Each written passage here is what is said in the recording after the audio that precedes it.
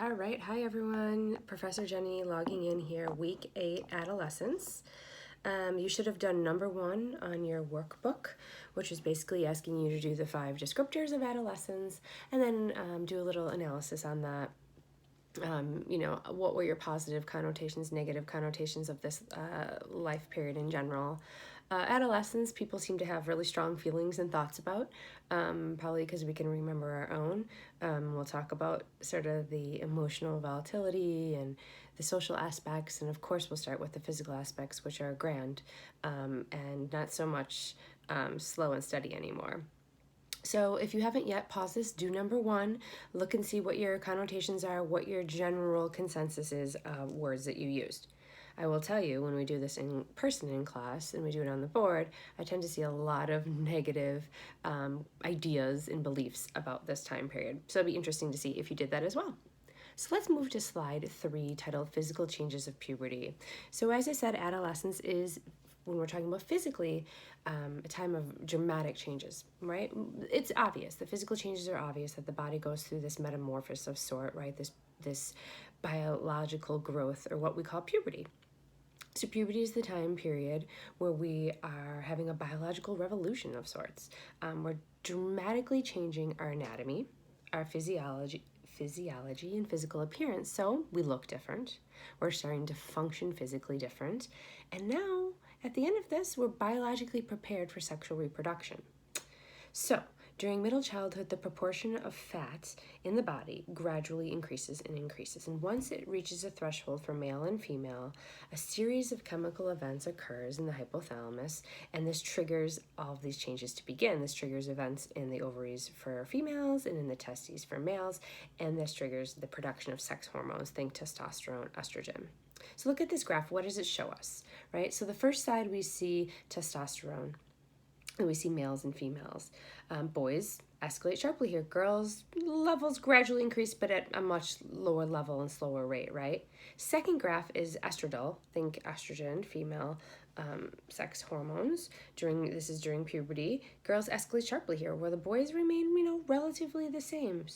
So, girls and boys, as you can see right here, follow very different hormonal paths at this life stage.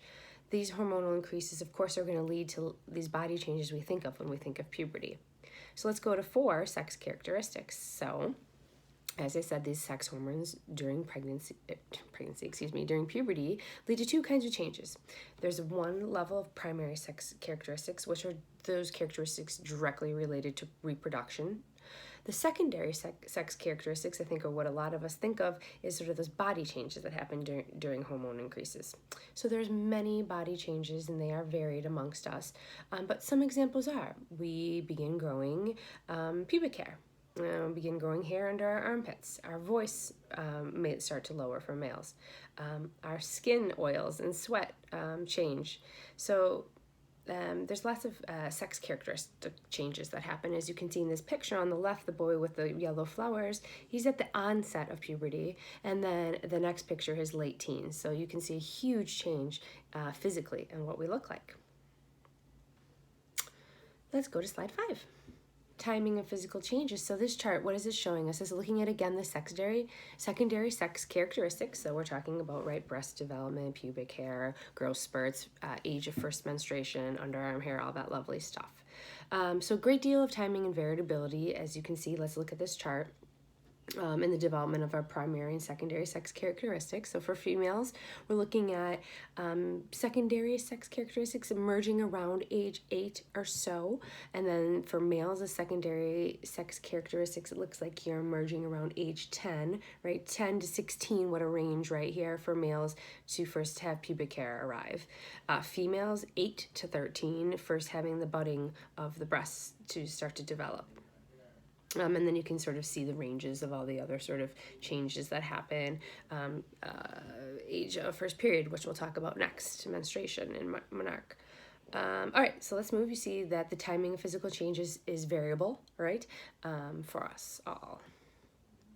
All right, so let's look at this. So in general, as you heard me say, girls begin puberty about 2 years earlier than males. And there are some cultural differences and other differences of why. So let's look at this graph, and it's called the secular trend. So this graph shows 1830 to 210, shows this decline. So what are we looking at? We're looking at the age of first menstruation. And we're seeing how, look at this graph, tell me what it says, but the age of first menstruation is decreasing in Western countries. So we're talking about developed countries, the age of first menstruation is lowest, okay? So average age, developed countries, because medical care that they've been receiving up to this point, and they are receiving, and of course the nutrition. So in rapidly developing countries, we are actually too seeing a decline in recent decades when we're looking at development in this trend of age of first menstruation. So what the heck does culture and where I grow up have to do with when I'm going to first have my first menstruation or timing of puberty? And we do see that it is impacted by the medical care that we receive influences puberty, the food production and the type of nutrients we're receiving, and then of course technology as well is impacting it. So it's kind of interesting looking at over a longer period of time and the change of first menstruation. Last slide here before we watch another video is called Impact of Timing. So this is really interesting when we're looking at how do people respond personally to these changes, these puberty changes, and then also how it impacts us socially. So the personal and the social responses to puberty are really intertwined because adolescents tend to respond to these changes on how others respond to them. So of course you guys read about the effects between males and females, and if we have early maturation in the Western countries, we see that girls that mature early are at higher risk for problems, in part due to the attraction of older boys, with lots of negative things reported for early maturation. Delinquency, social problems, conflicts with parents, negative body image, eating disorders, depressed mood, substance use, etc. Interestingly enough, the long-term effects of early maturation, the studies are really mixed on that. Versus late maturing girls at that time, we see relatively fewer problems. It's kind of the opposite for boys, which is really interesting, right?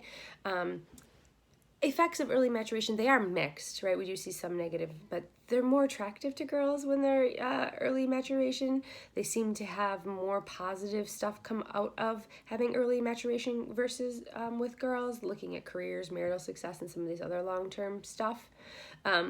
Whereas the late maturing boys tend to have more problems. But again, think long-term here. This is at the time. If we early or late mature with the biological changes, but when we're looking at long-term, we're not really seeing like extreme results showing one way or another. Okay, lots going on physically. You listen to me talk enough, so go to slide 8. And I think this is a really cool video. It's a 4-minute video looking at the rituals, puberty rituals, related to onset of menstruation, related to how we view males when they sort of hit this rite of passage, and so these sort of rituals and how, around the world and looking at them. So watch that video, and then you're going to come back to me, and we're going to talk about cognitive development and spend much more time on social and emotional development. All right, signing off.